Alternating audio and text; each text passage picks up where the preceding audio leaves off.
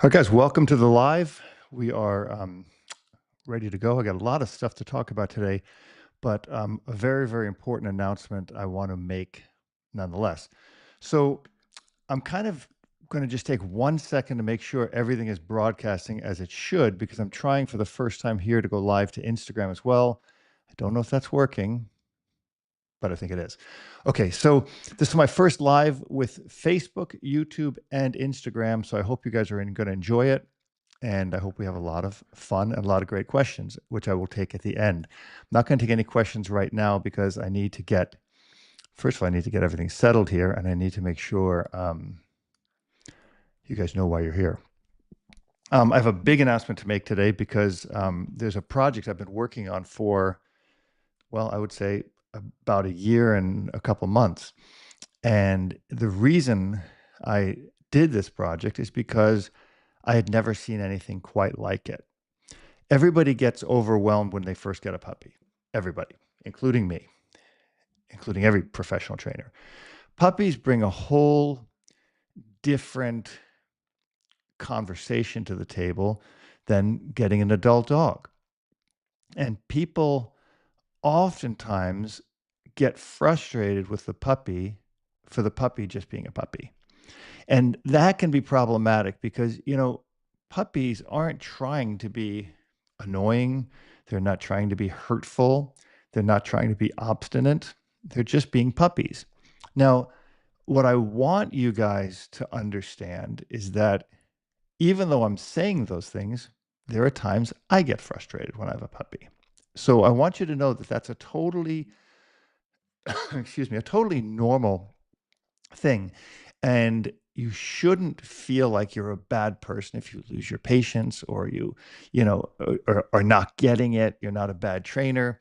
And the announcement is that I actually, for the first 30 days that I brought Shmoo home, I videotaped almost every interaction I had with him.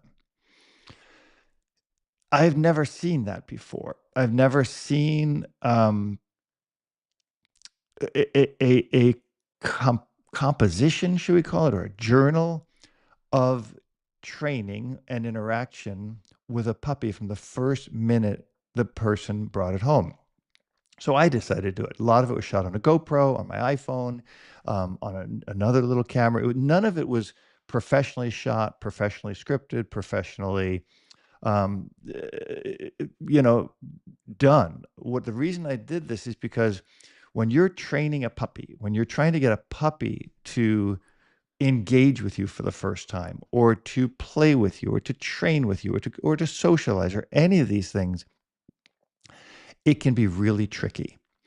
And that's where the beauty of compassion, right? And just the Zen mindset comes in. You can't force the puppy to do anything really, and you shouldn't. You should interact with the puppy in a really solid way, in a way that the puppy is going to understand, and the way that the puppy is going to grow from. So in the first 30 days with Shmoo, what I did was really focus on what it is that we need to get our puppies to understand in the first 30 days. Now, contrary to what many people will believe, people are so incorrect in trying to train puppies early on. And that oftentimes makes a huge learning disability for the dog because the dog doesn't enjoy training. So we don't get a puppy to want to train by forcing them to train. And that's what most people do. So most people make this huge mistake in their first week or two with the puppy.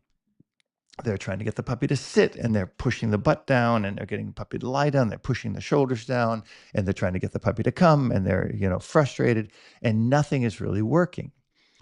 So what I want to show you in this course is the right way to teach your puppy to learn, right? So less than actually teaching the puppy skills, we're going to teach the puppy how to learn skills, how to enjoy learning. And in that, you'll see me trying to teach my puppy basic food luring, basic positions, uh, whatever it is, all these different things.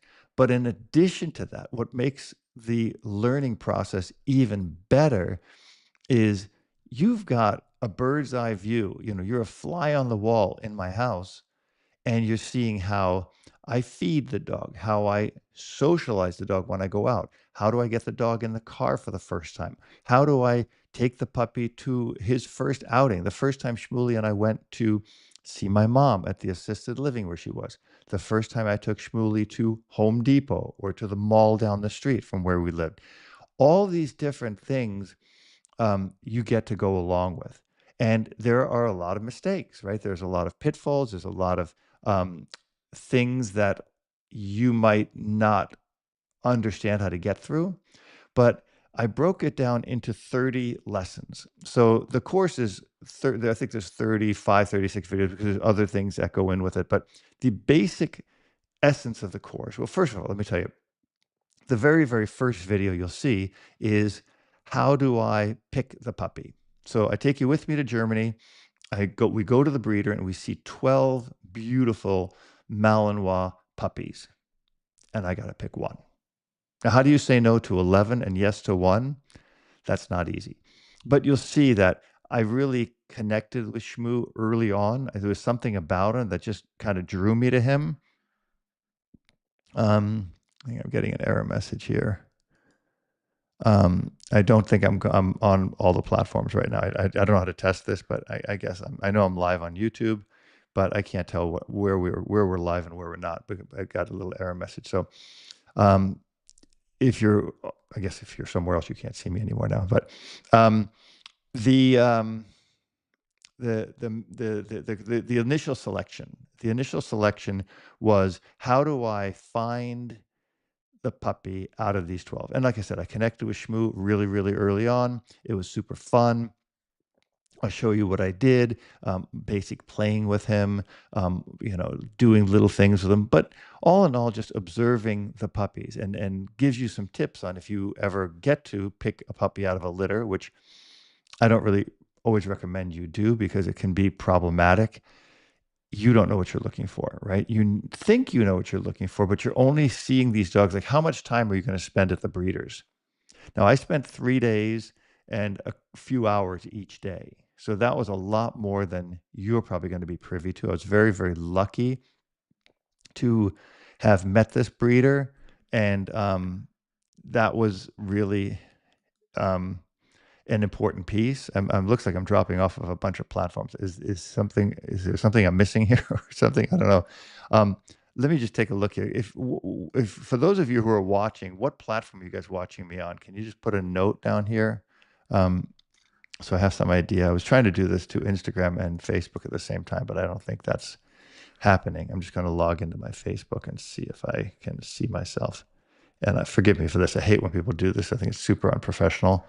But I want to make sure that those of you who are watching are still getting me. Not that I can do anything about it. I can't start and stop the broadcast. Okay, it looks like I'm still on Facebook. So, okay. Anyway, I think it's just the Instagram thing that fell through, so I'm not going to worry about that. YouTube. Okay, you guys are on YouTube. All right. That's the important one. YouTube, I try to focus more on than other platforms because I think most people who are on YouTube are here to learn. And I think a lot of people on other social media platforms tend to get more into the gossip thing, and especially Facebook, which I like being on Facebook because it helps save dogs. Back to my point. So the idea of trying to pick a puppy from a litter of 12 can be super, super hard. Right? You don't know what you're really looking for. I mean, you want the cute puppy, but you want the calm puppy, but you want the puppy that's going to want to play, but you want the puppy that's not going to bite too hard. You want the puppy who's going to run, but not run around your house and tear everything up. So all these different little pieces that you want are good, but you can't tell that in an hour with the puppy. It's just impossible to tell within that hour, because if you think you can do it, you're wrong. You don't understand enough about getting the understanding of the puppy, getting the full picture of what the dog is like when he wakes up in the morning, when he goes to bed at night, when he's during the day, when another dog picks on him, and all these things. But the breeder does. So this is why it's so important to work with a breeder that you can really talk to, a breeder that's really going to give you the information that you need to pick the puppy you want. Okay. So in that first video, I show you that. I trusted Anne, the breeder, very, very much. She was a fantastic person. She's a fantastic person, a fantastic breeder. And she came very, very highly recommended by my friend Peter, Florian, Patricia, and Connie. And it gave me a level of trust. Then we go through getting Shmuley here the first day and me picking him up at the airport. You'll see what kind of a nightmare that was. Basically, this is more of a journey together than an instructional video, right? If it was just instructional, it was just, how to sit, how to down, how to do this. There's hundreds, probably there's thousands of videos like that on YouTube. But understanding things like, God, my puppy, we're up in the morning, it's 6 o'clock in the morning, it's 5:30 in the morning, it's whatever. What am I going to do with the puppy the first thing, right? When you wake up with the puppy, what's the first thing you got to do? Well, you got to get the puppy outside, but the puppy wants to play. The puppy wants to jump. How do we keep the puppy from having accidents in the house? How many people who are here have really had so many issues with puppies peeing in the house, pooing in the house, chewing up stuff in the house? And I'll address all those things in the video. Crate training is one of the biggest issues people have. I've got a little mini course on crate training that answers all the questions. But in this course, I touch on it a lot more. A few of the pieces from the crate course were taken from this, but this course is 18 hours of content. It's not like a lot of the other puppy training courses you see where it's like 5, 6, 7, 8 hours, and it's going to show you, the sit, the down, the stand, this, that, or whatever. But you need to see the whole picture. And people always say, "Oh, I want to do a shadow student program with you, or I want to do a mentor program with you, or can you take my puppy to live with you for the first month or two?" Well, this answers all those things. This is the one fell swoop of getting it all. You're really going to see all the problems, all the pitfalls, all the frustrations, but you can also see the great successes. Like, oh, wow, he got it here. This is great. I'm so happy about this, and I'm happy about that. I'm going to spend a lot of time here today answering questions for you because I know that's why you're here. And I really want to get to those questions because I think it's important. If you can, it'd be really great if you guys could just put a question mark on the questions. Like, in other words, before you write your question, start out with 3 question marks like that. That would be really helpful. And the other thing I'm going to do is I'm just going to give you a quick breakdown of the overall course. So it's 18 hours of videos. There's 30 videos, and each video is broken into countless chapters. So you can skip to any chapter you want in the video on any day, but you got to finish day 1 before you go to day 2 before you go to day 3, and so on and so forth. Because I don't want people going to day 25 and trying stuff with their puppy when the puppy is not going to be ready for that. The other question I always get, can any age puppy do this? Now you have to determine what the age of a puppy is. When you first bring a dog home, you'll want to follow a lot of these protocols, whether it's a puppy or not. But to get the most out of it, I think you want to focus on, this is really for a younger puppy. This is for a puppy who's perhaps anywhere from 8 weeks to, like, I would even say 6 months old. Those will be the real key times where this will really work for you. You could have maybe started with something else and you want to try this. That's really important, but you don't really want to do this with like a 6-year-old dog. The course is not for that. And also, I stress that this course will teach you all the basics, whether it's, taking my dog for a walk or basic positions or focused heeling or tug, playing with balls, playing with hand feeding, luring, shaping, and all these things. But I want you to remember, the biggest thing you'll get out of this, and this is the key here, the biggest thing you'll get out of it is not necessarily that your dog is going to, at the end of a month, be able to be perfectly obedient, because that's impossible. But at the end of the month, you will have a puppy that's ready for the journey. You'll have a puppy that's ready to learn, that's going to want to learn and want to engage. And I started out with a puppy that didn't really want to do it. Now, he had great drive, but you'll see the first 2, 3, 4, 5 days, he just doesn't want to do it. He's not taking the lure. He's not getting the things that I want him to do. And how do we fix it? Right? That's so critical. People spend way too much time focusing on in videos, especially online. I think that's what really is the selling point. Hey, look at this really flashy move. Hey, look at this really good obedience from this 12-week-old puppy. And I hate that. I really hate it, because puppies need to be permitted to be puppies in order to grow.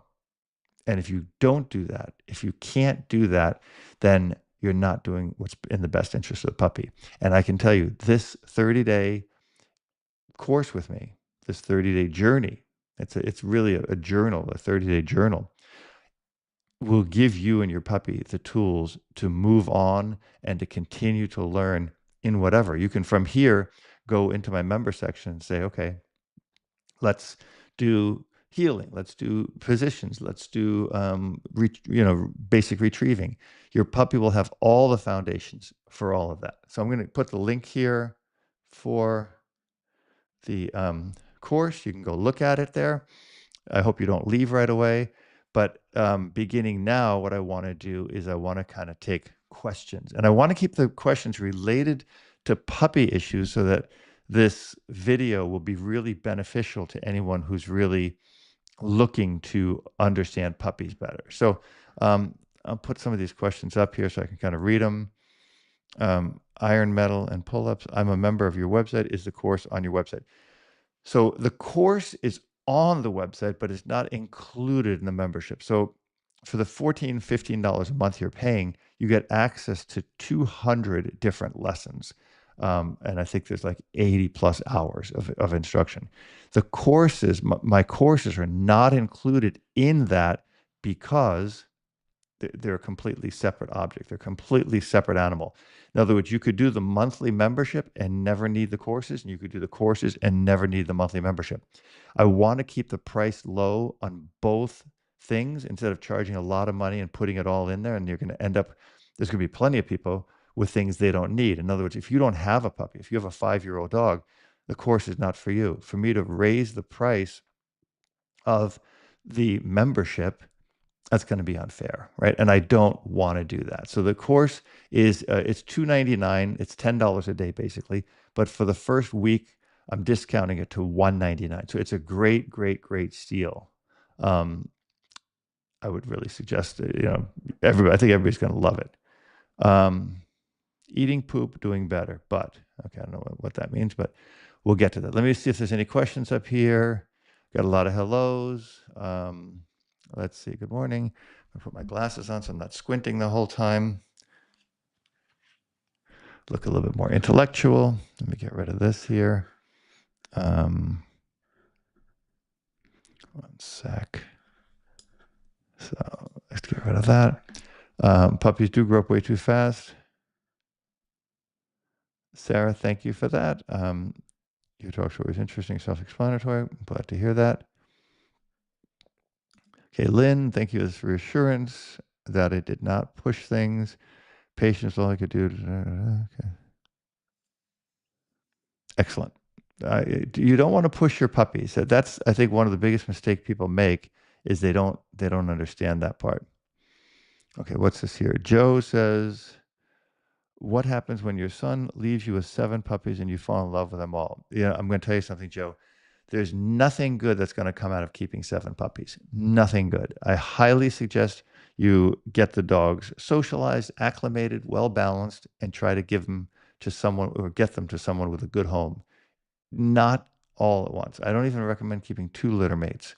I really don't. I think you'll do nothing more, nothing harder on yourself and the dog than doing that. So that's my opinion. Outside the Line says, my pup still hates her crate. She's just a stage 5 clinger. Well, um, I really suggest you get your dog to not be a clinger because that's going to be something that's going to be a disaster as the dog gets older. Okay, Nathan says, how convenient. I just got a 4-month-old Malinois 1 week ago. He is doing great. He keeps us busy. Well, you are the perfect candidate for that. And like I said, right now the course is $100 off from 299 to 199, so that's 30% off. And the reason I did that is because I really want people, I try to keep all the memberships very, very affordable. I don't think there's anyone who has more affordable memberships and better information. I often uh, wonder that people might think, well, the courses are so inexpensive. Are they any good?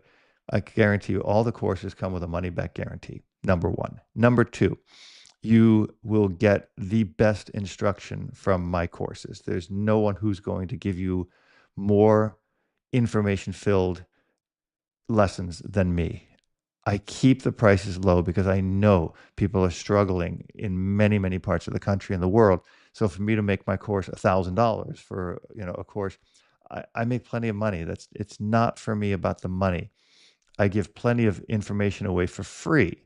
The reason I don't give it all away for free is because I do think people need a structured um, ritual and people need to be held accountable. So it holds people much more accountable because I've got 1,200 videos on YouTube and they've helped people all over the world, but you don't get everything out of that. These are more, if you show the commitment, you're willing to purchase it, you're willing to sit down and do it, you're going to have much better results with your puppy. All right. Robert Croy, is it true that prong collars shouldn't be used for fear reactive puppy? Um, I don't recommend using prong collars on fear reactive dogs, period, unless you can condition the dog and see that the dog is not going to associate the prong collar with that same fear, because the prong collar works by very much a startle response. In other words, it's a poke. Hey, and if that sets the dog off more or in addition to the fear he's already acting on, it's certainly not going to do you any good at all.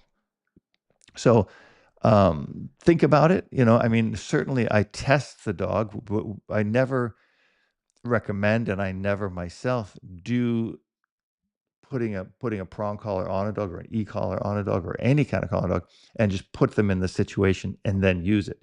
You need to take the time to condition the dog to the tool. That goes with a slip lead, that goes with a prong collar, an e-collar, that goes with food, because some dogs, if they're fear aggressive and you're trying to use food to lure it and the dog redirects and bites you in the hand, that's not a good idea either. So any tool that you think about using with your puppy or adult dog, should be tested and seen how it's going to affect the dog one way or the other. So think about that. Okay, Alfonso says, I rescued a 6-month-old Malinois 3 weeks ago. Really high prey drive, smart dog. Crate, sit, and come done, but the prey drive is really an obstacle. Well, you got a 6-month-old Malinois. That's it. That's something you're going to need to deal with. And again, I'm not just trying to push the course here, but those are things that I work on because Shmoo is very prey driven and Shmoo is very high drive. And all those things you need to understand if you're going to have that kind of dog. You need to understand how to work with it, because if you don't, then you're just going to bang your head against the wall. And there's one thing that people really need to see and understand, and that is that putting more pressure on a dog does not help a dog learn. That's a big mistake people make.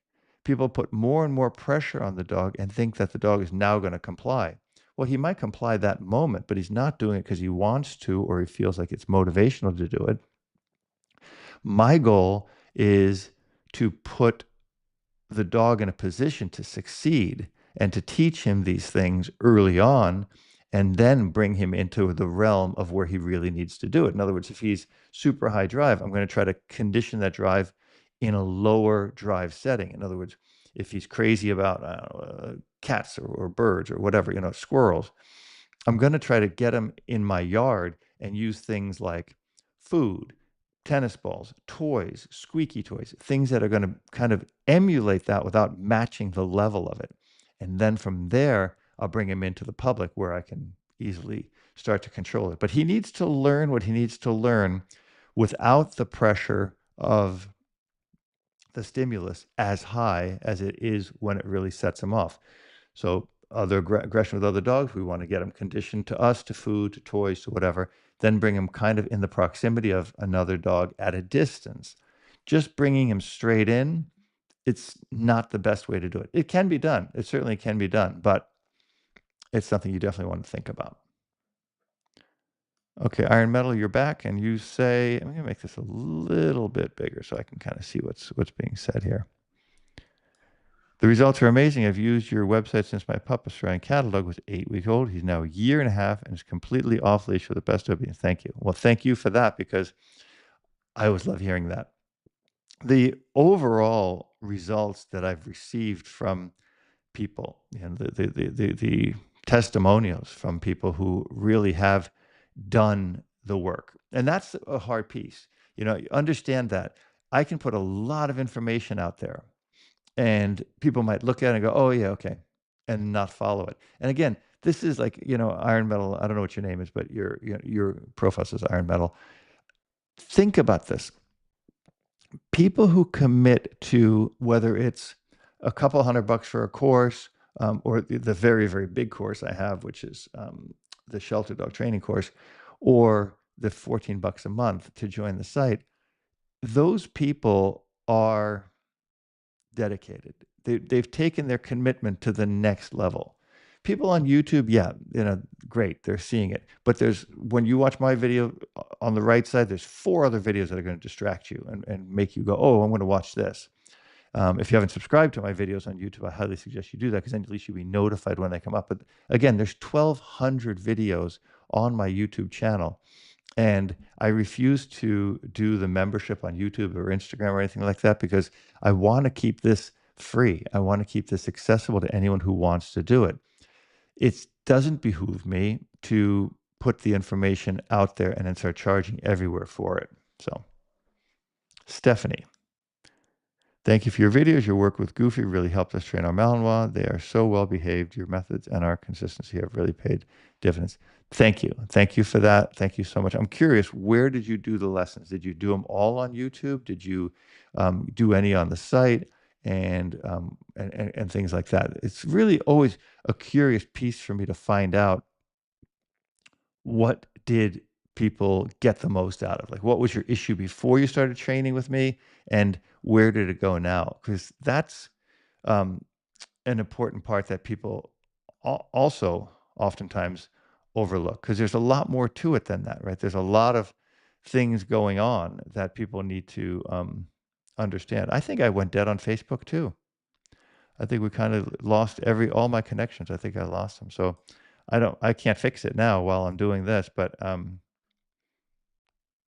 guess that's why we have very few viewers today. I have 47 viewers. Let's see, it stopped on Facebook. I don't even know how to start it again. Let me see something. If I can go to Facebook Producer really quick and open it back up. I'll tell you, everything to me is so glitchy nowadays. I don't really even know how to fix things anymore. It's just gotten kind of kooky. So I am sorry, Facebook. We lost all our people on Facebook. I don't know what to do. So it really bums me out. And I know Instagram stopped too. So we're just on YouTube. We have only a few people on YouTube. So this is the lowest setting I've seen. So I'm going to post this URL on my Facebook and just see if you guys can see it there, if it makes any sense. Let's see if that works. I don't know. I'm willing to try it. Let's see. There you go. Who knows? Bottom line is, I'm not a big social media guy. I don't get it. There's so many things to learn. There's so many things that go wrong with it. I just don't. I don't get it. I just want to train my dog. My thing is, I just am at this point in my life where I'm not really taking a lot of clients on. I'm doing two things. One, I'm training my puppy, and two, I'm trying to help dogs in the shelter. That's it. Um, okay, YouTube and work at home. My kiddos use the consistency. We got the dogs. Oh, that's fantastic to know. That is really great to know. All right. Outside the lines, I started my training with you before I got my pup. I wanted to train her right away on your site. Very cool. Here's the thing is the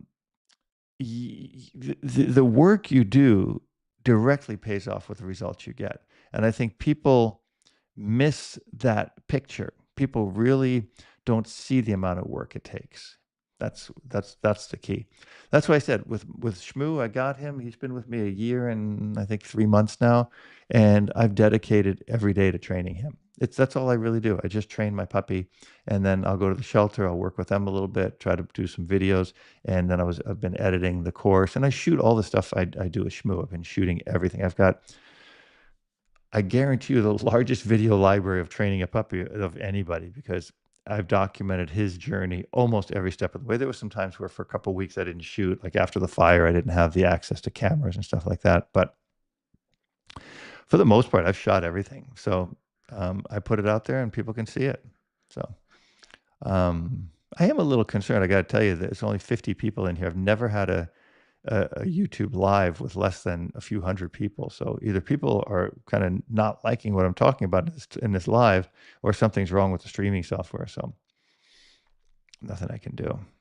All right, let's see. And also your comment here, that you start training with me before you got your puppy. That's an important component, right? You want to make sure you have the information before the dog comes home, because once that puppy enters your door, now it's just, all on. It's full gas. And if you don't get in there and do your work and have a basic understanding of what you need to be doing, you're not going to be doing anything. And that's problematic. So, all right, let's see here. My 8-month is a giant schnauzer who is reactive towards people. She is more reactive than when we leave my apartment door, since there are too many blind corners. How can I help her? You got to expose her. So that 8-month window is a really common fear period in dogs. And it will also rear its head at about 15 to 18 months. So you need to get this dog out. And at 8 months, the dog is still controllable enough and malleable enough where you can work on these things. I would take her out with food, with a toy, with something that you can distract her with and reward her with. You can put, a tug toy or a ball in her mouth that she should hold on to, that every once in a while, if she's getting a little distracted, you can reach out and go, hey, and play with the toy with her and get her to understand that. But if you don't do that, a schnauzer is a very, very, very dominant dog, and you don't want this dog going off on people. So I highly recommend you get her out and start working with her. And now, if you have blind corners or where you live, then take her out, put her in the car, and drive her someplace where there's no blind corner, so you can kind of get her desensitized to it. Because sometimes those, whipping around those corners, somebody comes around a corner and it's going to be really, really problematic. So. Let's see, Livia. Actually, none of you have put the question mark before the thing, so I give up. I've asked you for it many times. I found it very instructive, the videos about walking the dogs on the street. Every little detail was important. Yeah, getting your dog into a social setting. So a lot of people who do videos, and again, I really was at the forefront of this many, many years ago to put videos online. So I'm not saying I invented it. I certainly didn't. I mean, there's other companies doing it before me, but I kind of brought it into the mainstream over the last 15 years. The problem is everybody is doing courses now. Why? It's super easy to do. You just buy the software, you shoot a couple things on your iPhone, and you put it up. You're automatically an expert. But you're not. Because what people do when they know how to teach a dog to sit, to heel, and do whatever, they're not giving the people and the dog the skill that the dog needs to live a happy life. When I get a puppy, yeah, like with Shmoo, I want to do sports, I want to do agility and protection or whatever. I want to do that. And I train for that. But is doing it everything to me? Absolutely not. Absolutely 100% not. What's important to me when I get a dog is that dog has a nice life with me for the dog's entire life. I don't put sport training or obedience training or protection or any training before the well-being of the dog. And a lot of people do that. And this is where a lot of online courses miss the mark 100%. They're teaching you how to get your dog to heel, but they're not teaching you how to get your dog to be able to be in public, to be around other dogs and such things. If you don't focus on that with your dog, you're failing your dog miserably. And I'm really serious about that. I mean, I'm super passionate about dogs, and I'm super passionate about getting you to understand what's most important for your dog. And it's not a perfect heel. It's not a perfect retrieve. It is the ability to live a happy life and be with you. If you have a dog that you can only take to the field and do agility with, or obedience with, or whatever, and that dog can't function in the world, you've done a huge disservice to that dog. And you need to really examine what you're doing. Stephanie, even at 4 years old, we were still training every day. That's my point, Stephanie. That's exactly my point. People need to be training every single day with their dogs, every single day. And if you don't, you got a problem, right? It's not about, oh, he knows how to sit and heel and down and whatever. No, every day we recondition these things. I always equate it like going to the gym. You're out of shape, you go to the gym, you get in shape, you stay at the gym. You better go to the gym every day to stay in shape, or else you're going to be out of shape again. And then you got to start the whole process over again. Every day is training day. Yukasor, um, I can't believe it either. I'm going to just touch on that for 1 second. This dog, Bo, has been at the shelter. I made the video on Bo about, I think it was like 2 weeks ago, the first one. I can tell you right now that Bo has gotten over 100,000 views on his videos between Facebook, Instagram, and YouTube. Over 100,000 views, and he's still there. And he's a good dog, which is so bizarre because I've seen dogs that have behavioral issues. They've bitten somebody, they've, this or that. They need work. I'm convinced that rescue people like the drama about that, because when you have a dog that has no drama, like Bo, zero drama, and after 100,000 people have seen the video, not one person, that's a tenth of 1%. Not 1/10 of 1% of those people could take him. He doesn't have an issue. I guarantee if I put a video up of a dog that, oh, it bit a kid's face, but now they want to put him down and blah, blah, blah. People would be screaming to get that dog.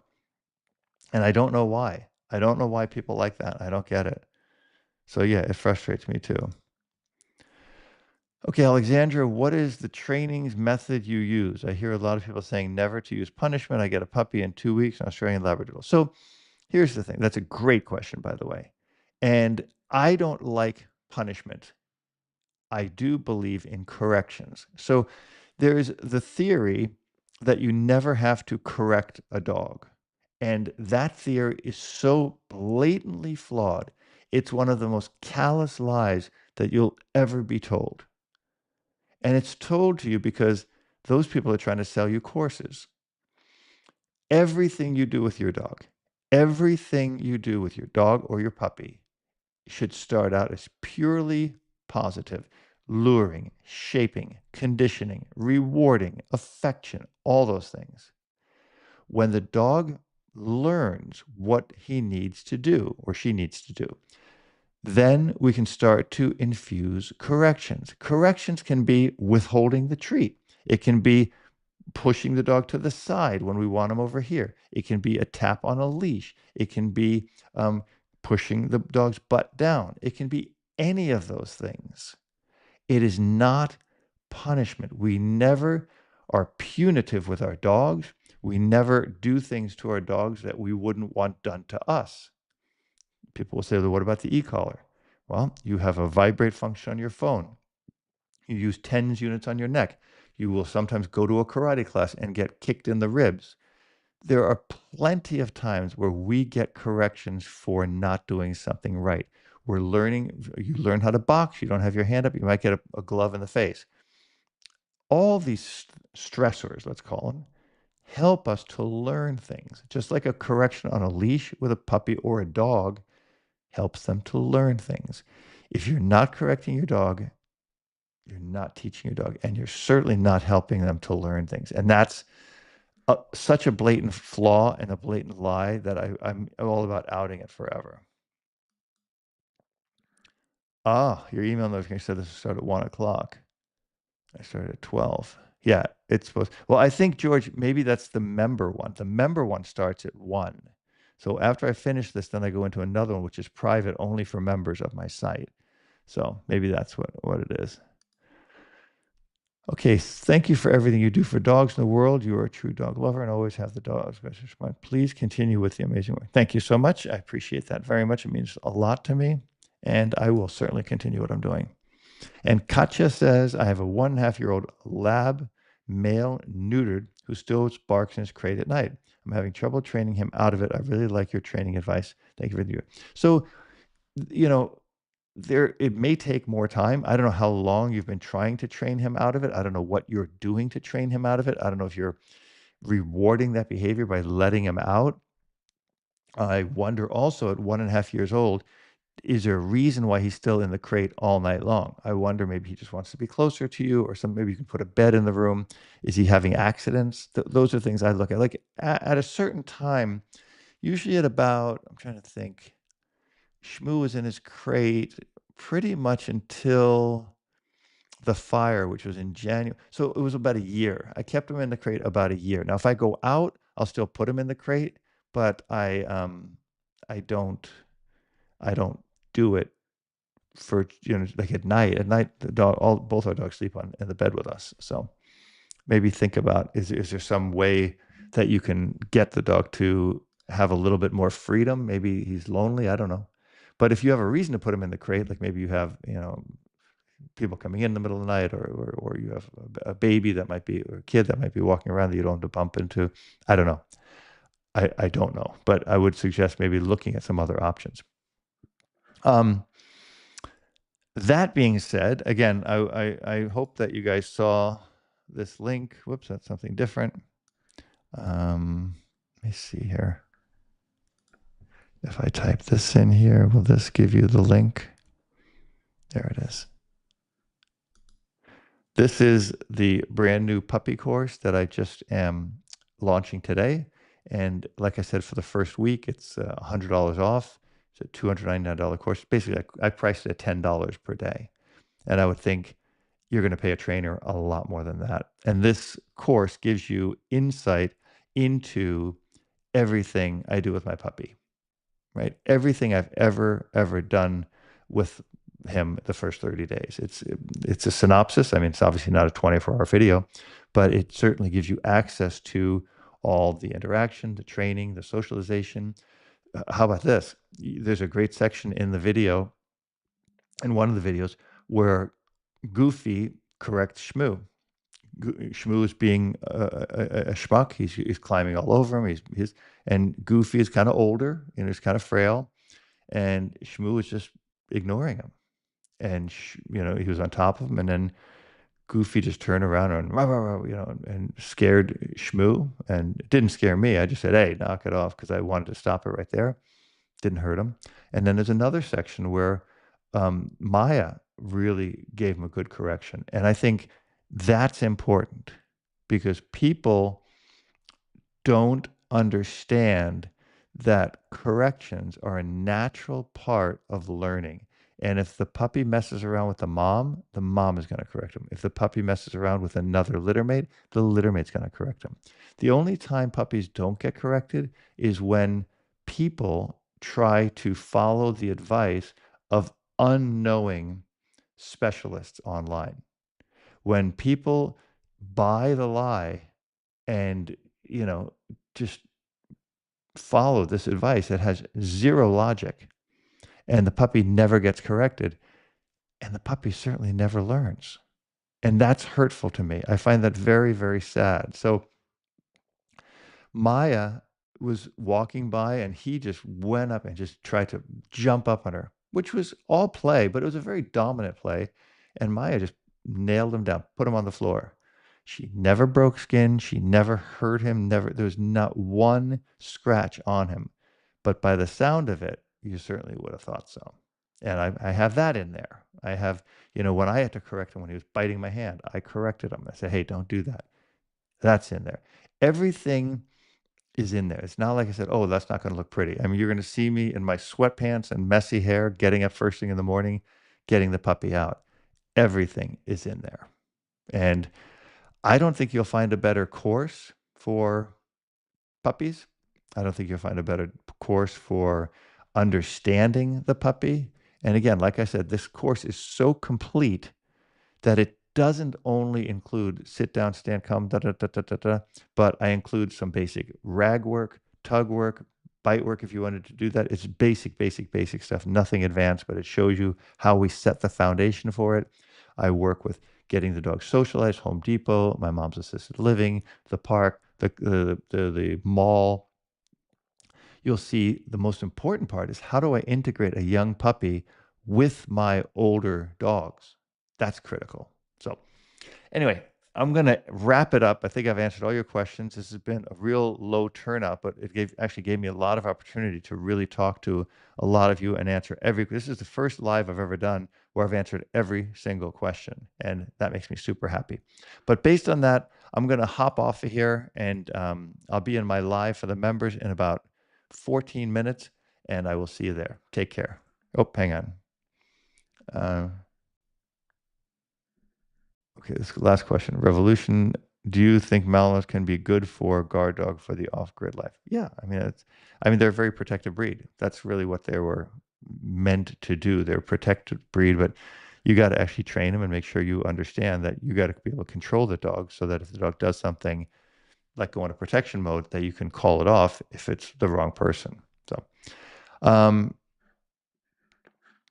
okay, Katya, you have a question that says, you know why one of my labs barks while I'm leashing up my other dog? Yeah, you know why? Because he wants to go do stuff. He's seeing that he's going first. He wants to go first. You got to tell him to sit, be calm. But yeah, your dog's super excited. That's it. It's excitement barking. Totally, totally, totally normal. And based on that one, I'm going to let you guys go. Check out the course, and I'll see you inside.